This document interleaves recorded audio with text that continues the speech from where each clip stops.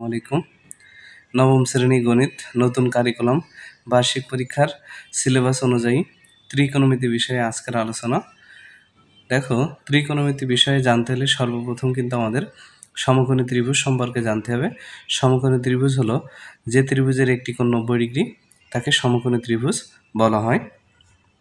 দেখো, আমি এখানে একটা ত্রিভুজ এঁকেছি, এবিসি ত্রিভুজ। এবিসি ত্রিভুজের বি কোণটা হলো 90 ডিগ্রি, বি কোণটা হলো 90 ডিগ্রি, অর্থাৎ বি কোণটা হলো সমকোণ। সমকোণের ঠিক অপোজিট পাশে যে বাহুটা থাকে সেটাকে বলা হয় অতিভুজ। আচ্ছা, দেখো এবার এখানে এ কোণ এবং সি কোণ আছে। এ এবং সির যে কোনো একটিকে আমরা যদি কোণ বিবেচনা করি, তবে একটা জিনিস মাথায় রাখতে হবে, এ কোণ এবং সি কোণ কিন্তু অবশ্যই সূক্ষ্ম কোণ। তাহলে খেয়াল করো, যদি সিকে আমরা থিটা কোণ বিবেচনা করি, তাহলে থিটা কোণের সন্নিহিত বাহু অর্থাৎ সহজে যদি বলি, থিটা কোণ যেখানে উৎপন্ন হবে সেই বাহুটাই হবে ভূমি, আর বাকি যে বাহুটা থাকবে সেটাকে বলা হয় লম্ব। যদিও নবম শ্রেণীর বইতে কিন্তু থিটা কোণের সাথে বাহুটাকে সন্নিহিত বাহু বলা হয়েছে, থিটা কোণের বিপরীত বাহুকে বিপরীত বাহু বলা আছে। সো ভূমি অথবা সন্নিহিত বাহু, লম্ব অথবা বিপরীত বাহু কিন্তু একই জিনিস। আরেকটা বিষয়, সেটা হলো কোণটা যদি আমাদের এ বিন্দুতে উৎপন্ন হতো, তাহলে অবভিয়াসলি দেখো, কোণটা যদি এ বিন্দুতে উৎপন্ন হয়, তাহলে এই যে থিটা কোণের সাথে যে বাহুটা আছে এটাকে কিন্তু আমরা ভূমি বলবো, আর বাকিটাকে আমরা কি বলবো, লম্ব। আর অতিভুজ পরিবর্তন হবে না, অর্থাৎ 90 ডিগ্রির কোণের ঠিক সোজাসুজি বাহুটাকে অতিভুজ বলা হয়। আর একটা জিনিস মনে রাখবো সহজে, অতিভুজ সবসময় কিন্তু বড় হয় এবং এটা একটু বাঁকানো টাইপের হয়। তাহলে এবার আমরা এখান থেকে খেয়াল করি। এবার দেখো, আমরা সমকোণী ত্রিভুজের 3টা বাহু পেয়েছি, লম্ব, ভূমি, অতিভুজ। লম্ব, ভূমি, অতিভুজের উপর ডিপেন্ড করে কিন্তু বিজ্ঞানী হিপারটাস এই ত্রিকোণমিতি বিষয়ের 6টি ত্রিকোণমিতিক অনুপাত আলোচনা করেছেন। আচ্ছা, 6টি ত্রিকোণমিতিক অনুপাতই হলো কেন?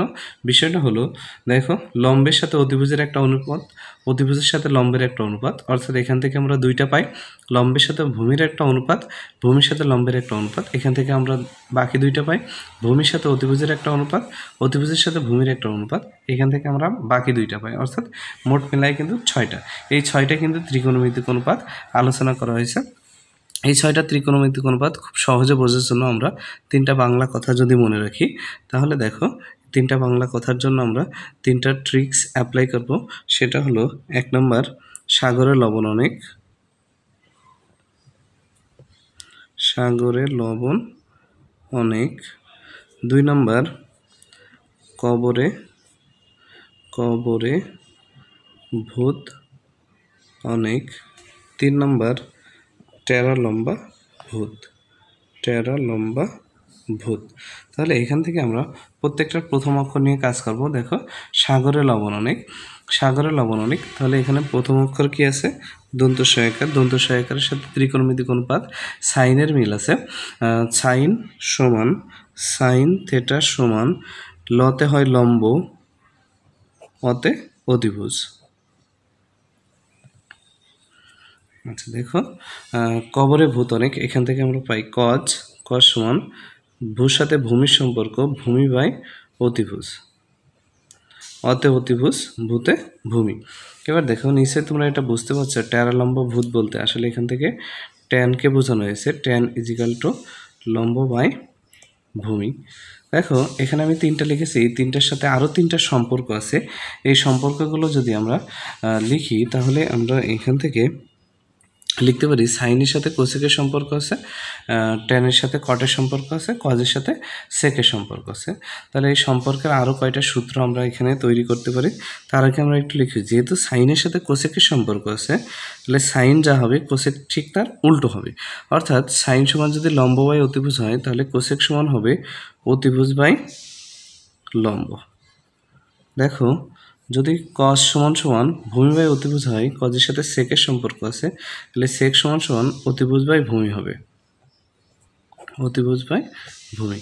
তাহলে দেখো, ট্যানের সাথে কটের সম্পর্ক, তাহলে ট্যান সমান যদি লম্ব বাই ভূমি হয়, তাহলে কট সমান হবে ভূমি বাই লম্ব।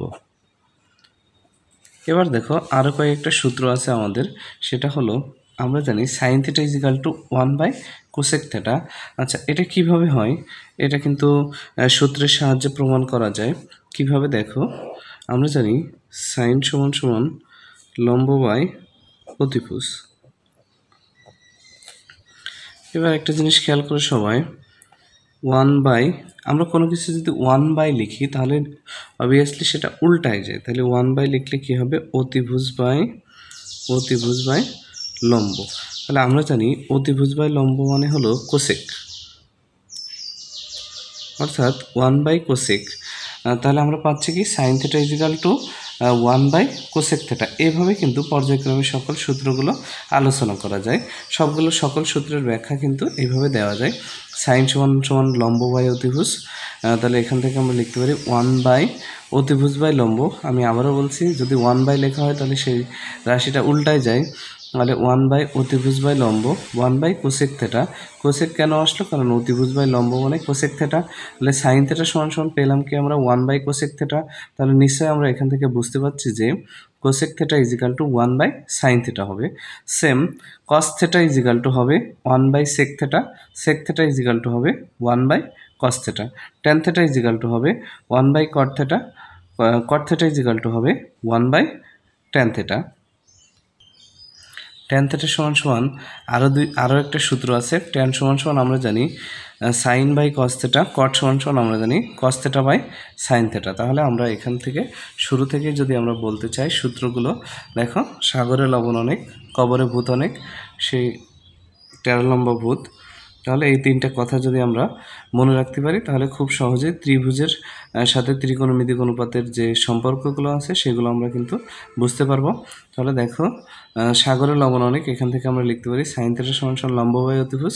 যেহেতু সাইনের সাথে কোসেকের সম্পর্ক, তাহলে কোসেক থিটা সমান সমান আমরা এখান থেকে লিখতে পারবো অতিভুজ বাই লম্ব। কবরে ভূত অনেক, এখান থেকে আমরা লিখতে পারবো যে কস থিটা ইজ ইকাল টু ভূমি বাই অতিভুজ। যেহেতু কজের সাথে সেকের সম্পর্ক, তাহলে সেক সমান সমান অতিভুজ বাই ভূমি হবে। 13 লম্ব ভূত, এখান থেকে আমরা লিখতে পারবো ট্যান থিটা সমান সমান লম্ব বাই ভূমি। তাহলে দেখো, কট, যেহেতু ট্যানের সাথে কটের সম্পর্ক, তাহলে কট সমান সমান আমরা লিখতে পারবো ভূমি বাই লম্ব। আচ্ছা দেখো, এবার সম্পর্কের মেন সূত্র, আমি সূত্রের ব্যাখ্যা দিয়েছি, সেখান থেকে আমরা লিখতে পারি sine theta is equal to লম্ব বাই অতিভুজ। এখান থেকে আমরা সূত্র তৈরি করতে পারি 1 বাই কোসেক থিটা, অর্থাৎ sine theta is equal to 1 by cosec theta হবে। Cosec theta is equal to 1 by sine theta হবে।